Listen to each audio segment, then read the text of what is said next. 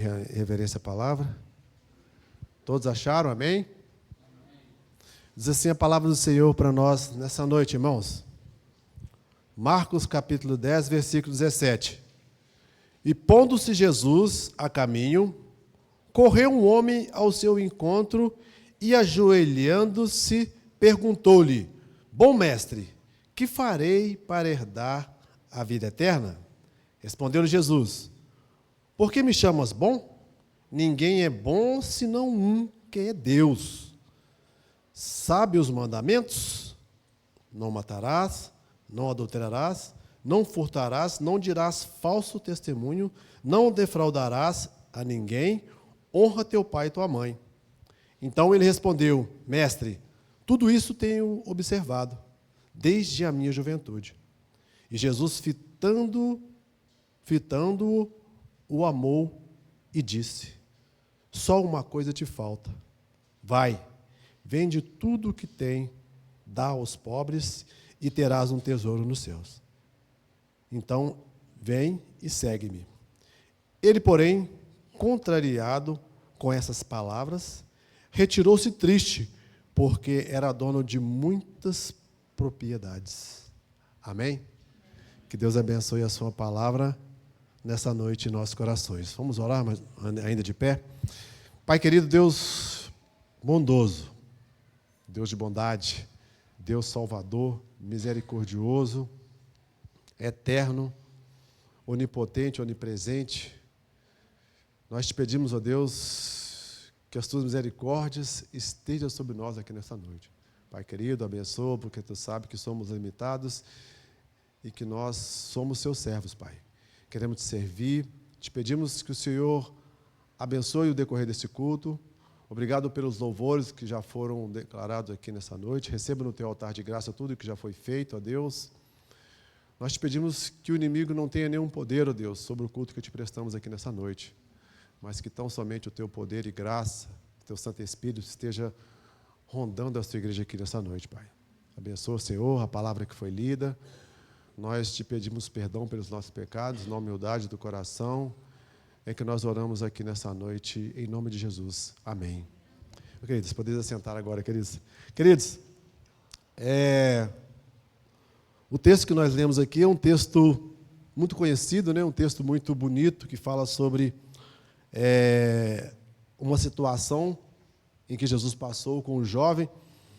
E o tema da nossa reflexão nessa noite aqui, né, está no finalzinho do versículo 17, quando ele diz assim: o que farei para herdar a vida eterna?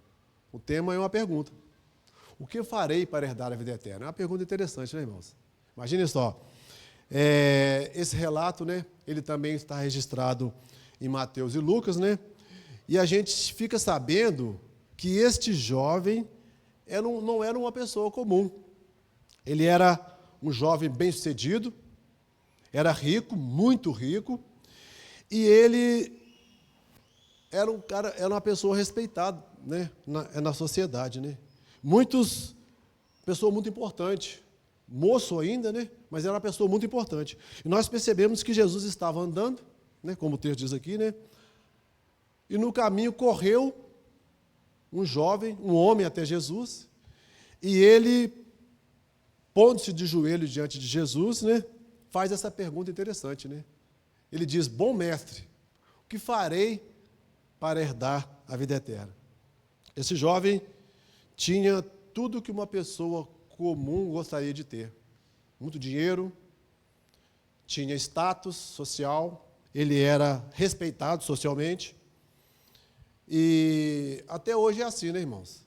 Hoje, alguém, por exemplo, que tem um bom dinheiro, né, que ele é um bem-sucedido financeiramente, né, é assim, as pessoas são respeitadas, as pessoas são vistas hoje muito pela mídia, né, pela sociedade, são vistas como pessoas diferentes, pessoas que têm uma condição diferente. Então, tudo isso, né, fazia daquele jovem, naquela época, né, essa condição, né. Percebe, irmãos, aquele jovem corre para Jesus, né, e ajoelha-se diante dele e faz essa pergunta. Uma pergunta que talvez muita gente gostaria de receber a resposta para essa pergunta, né? Mas percebam que Ele chama bom mestre. Então, percebe, irmãos, que assim como aquele jovem rico, né, muitas pessoas, às vezes, na nossa sociedade, né, nos nossos dias, né, fazendo assim para nós aqui trazendo para os nossos dias, hoje, aproximam-se de Deus, as pessoas, às vezes até com sinceridade, as pessoas frequentam a igreja, as pessoas buscam fazer o que é certo, mas fica a pergunta, será que falta alguma coisa? Será que falta alguma coisa para que essa pessoa realmente seja uma pessoa fiel verdadeiramente a Deus? Então, o problema não está, talvez, na pergunta que nós falamos aqui nessa noite, mas na resposta que, às vezes, evitamos ouvir, né? Percebam que o jovem rico, né, ele não rejeitou Jesus com palavras, mas ele acaba rejeitando Jesus com a escolha que ele fez. Percebam, então, irmãos, que ele queria a vida eterna, mas sem abrir mão daquilo que lhe dava segurança. Ele tinha o seu amor, a sua confiança naquilo que ele tinha, que eram os seus bens, os seus patrimônios.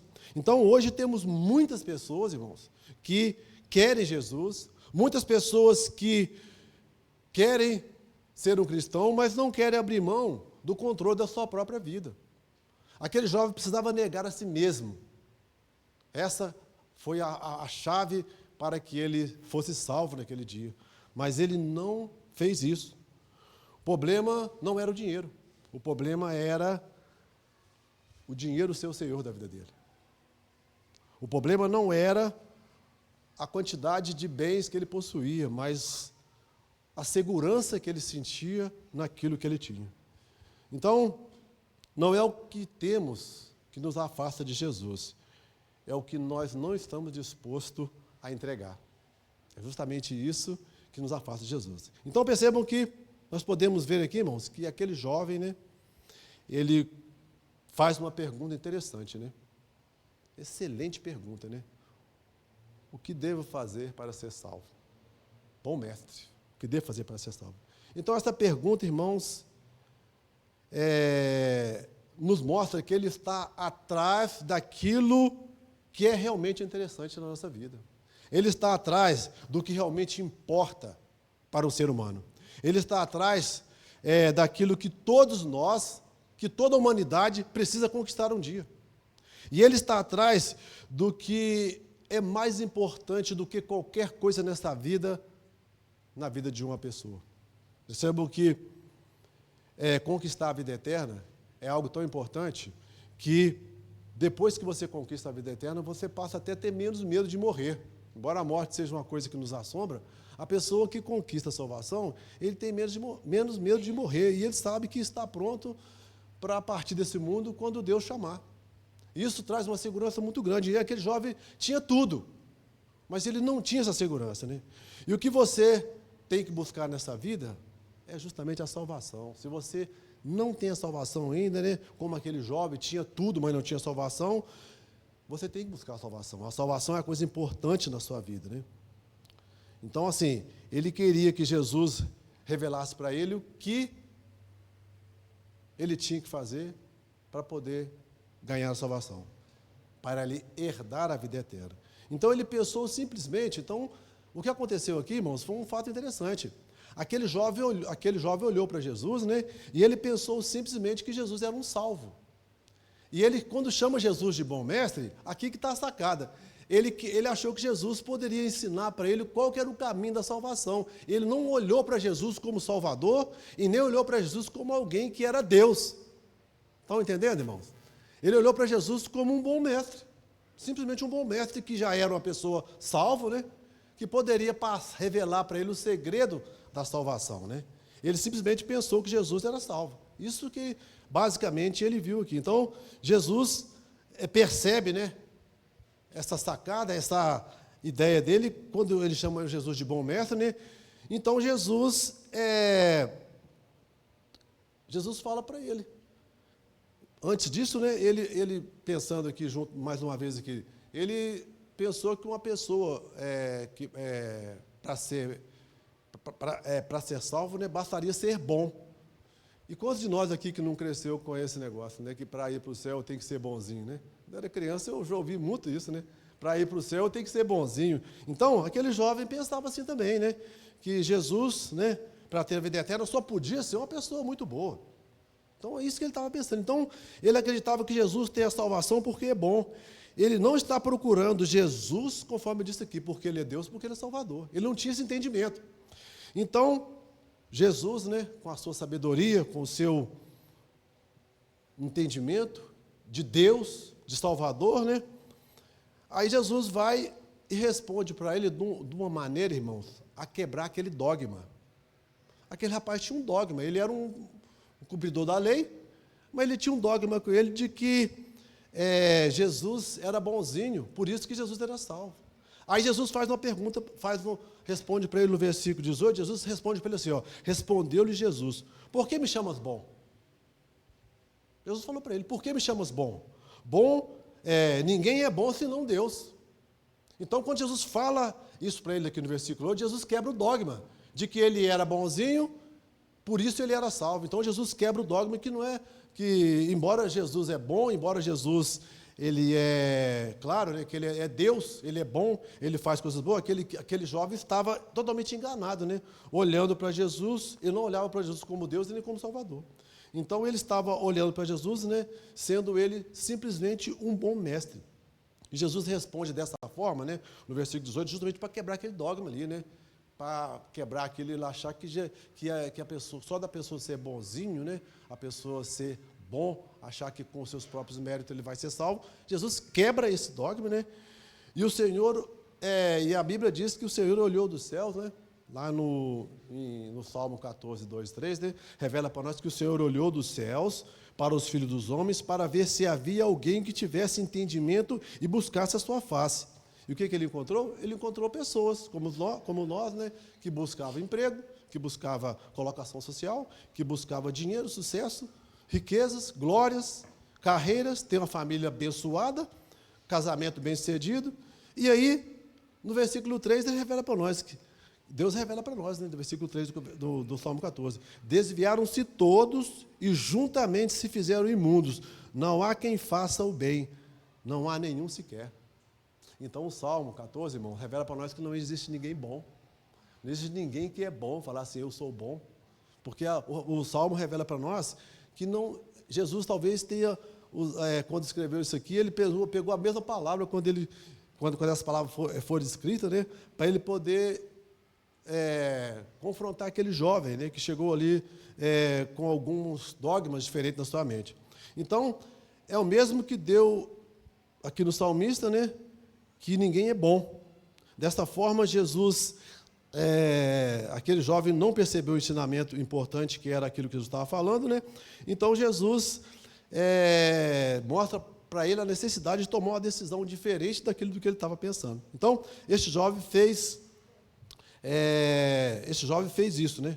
Aquele jovem bem-sucedido, aquele jovem que queria a salvação, aproximou de Jesus. Dessa forma, né, ele percebeu que Jesus era bom, mas que Jesus, com essas palavras aqui do versículo 18, ele quebra o dogma e mostra para ele que não é bem assim, que as palavras não são bem assim. Então, irmãos, percebam que aquele jovem também, né, ele fez uma coisa muito importante naquele dia. Ele, por ser um jovem admirado, por ter uma carreira de sucesso igual ele tinha, por ser bem-sucedido igual ele era, ele correu para Jesus e se prostrou de joelhos aos pés de Jesus, né? Ele colocou ali os finos trajes, né? Com certeza, né? Seus linhos finos ali, se lançou nos pés do Senhor Jesus. Jesus era uma pessoa influente, né? Estava sempre ali com seus 12 discípulos, uma multidão acompanhando Jesus, mas ele não teve vergonha. Aquele jovem foi lá e se ajoelhou no pé de Jesus para buscar a salvação. Perceba, irmãos, que na história deixa claro para nós que aquele jovem, ele tinha tudo. Tinha dinheiro, tinha fama, mas ainda faltava alguma coisa na vida dele. Ele não tinha a salvação. Percebam que quantas pessoas, né, outras pessoas estão preocupados com tantas coisas na nossa vida, estão preocupados em ter dinheiro, estão preocupados em ter fama, estão preocupados em ter colocação social, mas às vezes esquecem do mais importante, que é a salvação, que é ser salvo. Então, aquele rapaz era um rapaz que guardava o sábado, ele cumpria a lei, ele fazia tudo conforme deveria cumprir na lei, mas ele ainda tinha um vazio dentro de si. Ele era uma pessoa vazia, né? E ele pergunta para Jesus, né, o que eu devo fazer para herdar a vida eterna. Aí, no versículo 19, né, Jesus vai dizer para ele assim, sabe os mandamentos? E ele disse, quais, né? Aí Jesus cita aqui 6 mandamentos para ele, irmão. Jesus diz, não matarás, não adulterarás, não furtarás, não dirás falsos testemunhos, não defraudará ninguém, honra teu pai e tua mãe. Jesus fez essas perguntas e usou a lei. Irmãos, a lei, ela produz o conhecimento do pecado. Perceba que a lei, para nós, toda vez que você lê a lei, que você confronta a sua vida com a lei, você percebe que em algum ponto você vai falhar. É impossível que a gente, com a nossa pequenez, com a nossa vida pequena que nós temos, né, diante de Deus, a gente consiga cumprir a lei. Sempre que você olhar para a lei e confrontar a sua vida, você vai ser encontrado em falha com Deus, porque a lei, ela não nos dá a condição de cumprir todos os seus caminhos. Então, quando aquele jovem ouviu isso aqui de Jesus, né, a gente percebe que a lei tem esse propósito de confrontar. Jesus confronta ele com a lei. O jovem que estava sob o engano, né, baseado na obediência que ele achava que tinha, né, ele disse, né, no versículo 20, então respondeu o jovem, mestre, tudo isso tenho observado desde a minha juventude. Então perceba que aquele jovem, então, ele não havia matado ninguém, não adulterava, não furtava,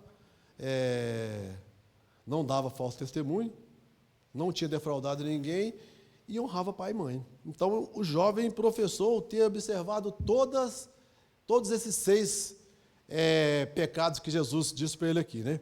Então Jesus olhou profundamente para aquele jovem, né, e colocou uma nova condição para ele. Que condição é essa? Condição de sair do Antigo Testamento para o Novo Testamento. Condição de sair da lei para a graça, né? Onde na lei você tem o entendimento de que para você ser salvo, você tem que cumprir, e você vem para a graça, onde você não precisa fazer nenhum sacrifício, que Jesus dá a salvação de graça para nós. Então Jesus olha para aquele jovem, a Bíblia diz que Jesus fitou e amou. Jesus olhou para ele e amou. Irmão, Jesus nos ama. Assim como Jesus olhou para aquele jovem e amou, Jesus, ele ama cada um de nós. Não sei se você não tenha dúvida disso. Jesus, ele amou o mundo. A Bíblia diz lá em João 3,16 que ele amou o mundo de tal maneira que deu seu Filho unigênito para que todo aquele nele crê não pereça, mas tenha vida eterna. Então Jesus amou o mundo. O mundo aqui não significa coisas, mas pessoas, né? Mundo aqui é pessoas que estão no mundo, né, necessitando da misericórdia de Deus. Então esse amor foi o amor com que Jesus amou aquele jovem quando ele fitou, quando ele olhou para ele. Então Jesus, o versículo 21 vai dizer que Jesus, fitando os olhos, disse, é o versículo anterior aqui, é o versículo 21. Jesus, fitando, o amou e disse, só há uma coisa que te falta, vai, vende tudo que tem, dá aos pobres e terá um tesouro no céu. E no final ele disse aqui uma coisa muito importante, então vem e segue-me.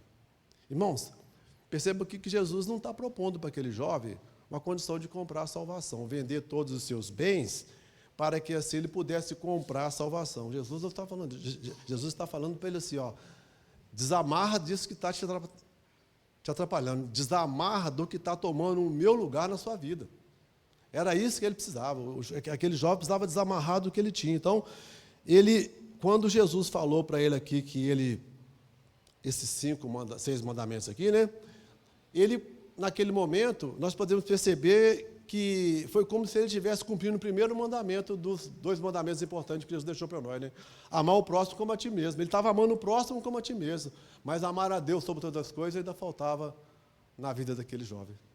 Então ele amava o próximo como a ti mesmo, porque ele não defraudava, não roubava, fazia tudo aqui conforme ele achava que estava certo, né? Então Jesus, quando fita os olhos nele, Jesus o amou e disse para ele, vai e vende tudo, e terá um tesouro no céu.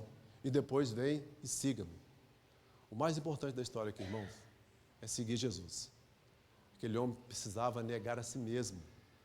Talvez a condição de muitas pessoas hoje na caminhada cristã é essa, é negar a si mesmo. Às vezes você tem tantas coisas na sua vida para fazer, que você faz tudo o que precisa, mas o mais importante, negar a si mesmo e seguir a Jesus. Aquele jovem, irmãos, poderia ter vendido tudo que ele tinha, poderia ter dado aos pobres, poderia ter ficado bem nessa situação, mas se ele não seguisse a Jesus, ele continuaria perdido para sempre. Ele não teria a capacidade de ser salvo. Então perceba que a chave aqui do versículo para nós aqui é seguir Jesus. Só vender os bens é pouco, irmãos. Só vender o que eu tenho, só de dar para os pobres, era pouco. Mas Jesus queria que ele fizesse, justamente para desamarrar dos bens, que os bens estavam tomando na vida dele no lugar de Jesus.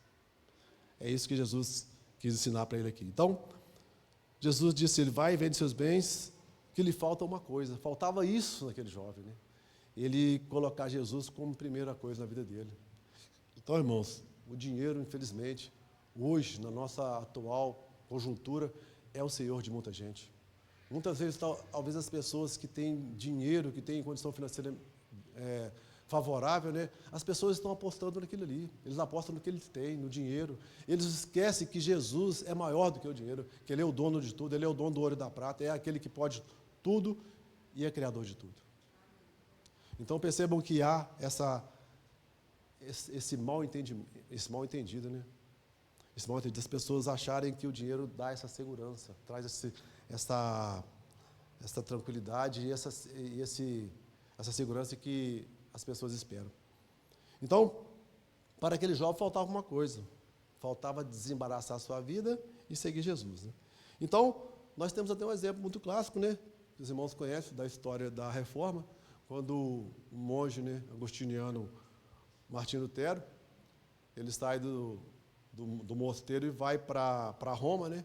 Chega em Roma, ele visitou aqueles lugares sagrados lá, católico, e ele chegou num determinado lugar, onde tinha que pagar um determinado valor, e a orientação era que você pagasse o valor e subisse as escadas de joelho até chegar numa determinada igreja. E quem orientou Martinho Lutero, falou para ele que depois que ele terminasse de subir a escadaria toda de joelho, lá no alto ele ia ganhar a salvação. E ele fez isso. Ele pagou e começou a subir as escadas. Só que quando chegou no meio do caminho, ele foi olhando aquele monte de pessoas, né? Ele pensou, se a salvação fosse tão fácil assim, né? Eu subir as escadas aqui de joelho e chegar lá em cima e ganhar a salvação, por que Jesus morreu na cruz? Aí ele fez essa pergunta. E aí que vem aquele texto lá de Atos, né, que todos conhecem, né, que o justo virá pela fé. Ele abandonou aquilo ali e voltou, transformado. Não era aquilo que ele queria mais, não era aquilo. Ele teve um entendimento, o Espírito Santo abriu os olhos de Martinho Lutero ali. Então ele percebeu que a cruz de Cristo é que salvava. Não era o sacrifício que muita gente estava fazendo ali, de subir a escadaria da igreja de joelhos para poder ser salvo. Então, irmão, Jesus está dizendo para aquele jovem que se ele vendesse todos os seus bens e desse aos pobres, não estaria comprando a salvação. Que a salvação, irmãos, é algo que não podemos comprar. Percebemos lá no Salmo 49, 6, que diz que aqueles que confiam na sua fazenda e se gloriam na multidão das suas riquezas, de nenhum modo algum pode remir o seu irmão. O Salmo diz que, ou dar a Deus o resgate dele. A Bíblia diz no versículo 8, 49, 8, que, pois a redenção da sua alma é caríssima e os seus recursos se esgotariam antes. Então, o dinheiro não compra salvação. O Salmo deixa claro aqui, Jesus, justamente para reforçar a ideia de que o dinheiro não traria nenhum benefício para ele. Quando Jesus disse, falta-lhe uma coisa, vai e vende tudo, quanto tem e dá aos pobres, e terás um tesouro no céu, e vem e segue-me. Jesus está propondo para ele uma mudança do Antigo, conforme disse aqui, né, para o Novo Testamento, onde nós merecemos, onde a pessoa acha que ter um bem e fazer o bem através de obras, ele compra a salvação. Jesus propõe para ele aqui uma nova situação. Agora é pela graça. Você agora tem a minha pessoa aqui para te salvar. Então percebam, irmãos, que Esse episódio, né, nos ensina muito, né, quando nós não devemos permitir que dinheiro, que posses, que vida social, que o eu exaltado, né, nada disso, né, desvie a nossa vida, né, de seguir o nosso Mestre Jesus. Nada disso. Então, irmão, devemos eliminar todas essas barreiras, né, que nos impedem de servir plenamente. Em outras palavras, Jesus está dizendo, né, desembaraço de tudo, né? Nós precisamos desembaraçar de tudo. Talvez você ainda tenha uma vida que você vive embaraçado com alguma coisa, algo que te impede de chegar até Jesus, talvez um pecado, uma coisa que está sendo maior na sua vida do que Jesus, mas eu quero dizer para você nessa noite que Jesus é o Deus da graça, é o Deus da salvação, é aquele que oferece para nós uma nova condição de vida a partir do dia que nós negamos a nós mesmos para segui-lo. Perceba, irmãos, que o versículo 22, ele vai dizer para nós que aquele jovem, né, ele muito triste, ele respondeu para Jesus, diz o seguinte, a Bíblia diz que ele, porém, contrariado com esta palavra, retirou-se triste, porque era dono de muitas propriedades. Amados, ele quase chegou lá. Percebam o que dá, seus irmãos perceberam aqui, de 4 coisas, né, que Deus revelou na pessoa do Senhor Jesus para ele, 3 ele conseguiu fazer, mas a última coisa aqui, ele não conseguiu cumprir, que era negar a si mesmo e seguir a Jesus. Então, irmãos, existe um versículo muito famoso, em Crônicas 7:14, que é muito comum, que exemplifica com muita clareza a vida e a caminhada desse jovem. O versículo de Crônicas, os irmãos sabem de cor, vão falar comigo, né? Se o meu povo, que se chama pelo meu nome, se humilhar, orar, buscar a minha face, converter dos seus maus caminhos, então eu ouvirei dos céus e perdoarei os seus pecados e sararei a sua terra. Percebam comigo que aquele jovem, ele se humilhou. Primeiro ponto, ele colocou seus finos trajes no pó da terra, né? Ele fez a primeira parte, ele se humilhou. Ele se ajoelhou nos pés de Jesus, a primeira parte passou, ele fez bem. A segunda parte, ele orou, ele insistiu, perguntou ao Senhor, o que devo fazer para ser salvo? Ele orou. Qual que seria a terceira parte, irmão? Buscar de toda a minha face. Ele insistiu, né? Tudo tenho feito desde a minha meninice, desde a minha juventude. A terceira parte ele fez. Então, qual que seria a outra parte? Converter dos seus maus caminhos. Seria a quarta parte. A quarta parte ele não conseguiu cumprir. Ele não conseguiu se converter dos seus maus caminhos. Percebam, irmão, então, que às vezes muita gente tem uma vida exemplar, né? Tem uma vida que renuncia, frequenta uma igreja, ele se humilha, ele talvez apresenta semblantes de humildade, mas ele não consegue se converter dos seus maus caminhos. Existe algo na sua vida que impede de ter uma relação perfeita com o Senhor Jesus. Isso foi o caso daquele jovem. Ele não conseguiu se converter dos seus maus caminhos, ele não conseguiu libertar daquilo que o prendia, né? A própria lei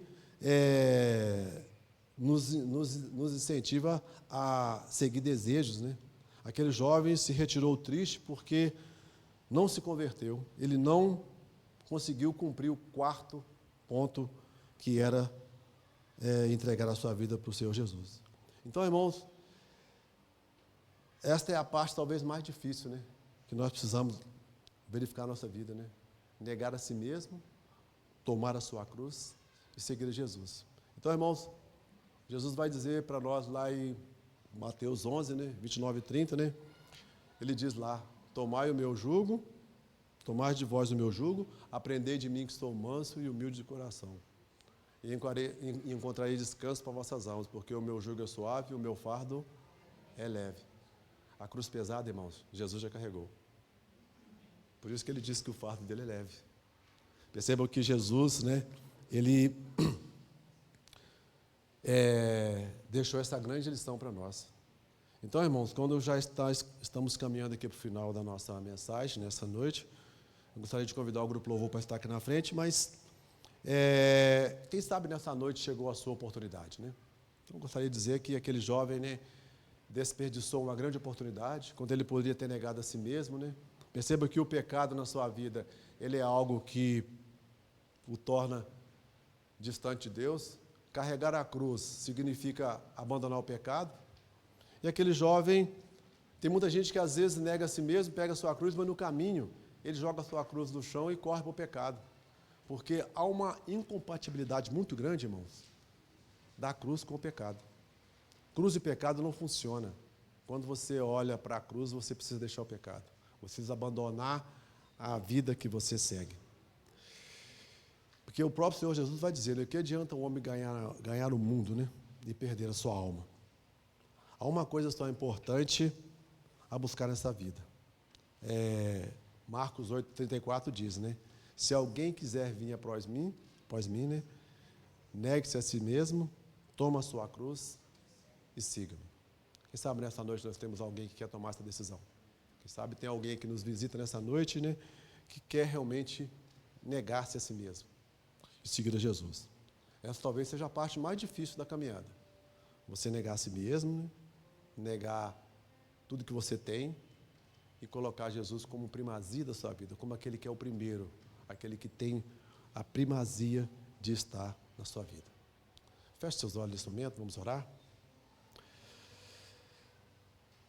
Pai querido, nós te agradecemos aqui nessa noite, Pai, pela palavra que foi ministrada, quando nós entendemos, ó Pai, que é uma decisão difícil para o ser humano a tomar, que é negar a si mesmo. Sabemos que nós temos as nossas limitações, e assim como como esse jovem aqui da história, Pai, que ele enxergou que ele tinha mais segurança naqueles bens que ele possuía. Senhor Deus, se há alguém nessa noite que ainda tem essa convicção, que não tem Jesus como primazia da sua vida, que seja o dia dele, Senhor. Só possa estar dando essa oportunidade de ser transformado. Nós queremos, Senhor, te agradecer pela oportunidade, pelo privilégio de caminhar na tua presença, que o Senhor possa fortalecer a tua igreja, fortalecer os irmãos aqui nessa noite, e que nós possamos carregar conosco essa convicção, que precisamos negar a nós mesmos, tomar a nossa cruz e seguir o Senhor Jesus, que é o autor e consumador da nossa fé. Te agradecemos, Senhor, por esse momento. É a oração que te fazemos com o perdão dos nossos pecados, em nome de Jesus. Amém. Quem sabe nessa noite nós temos alguém, né, que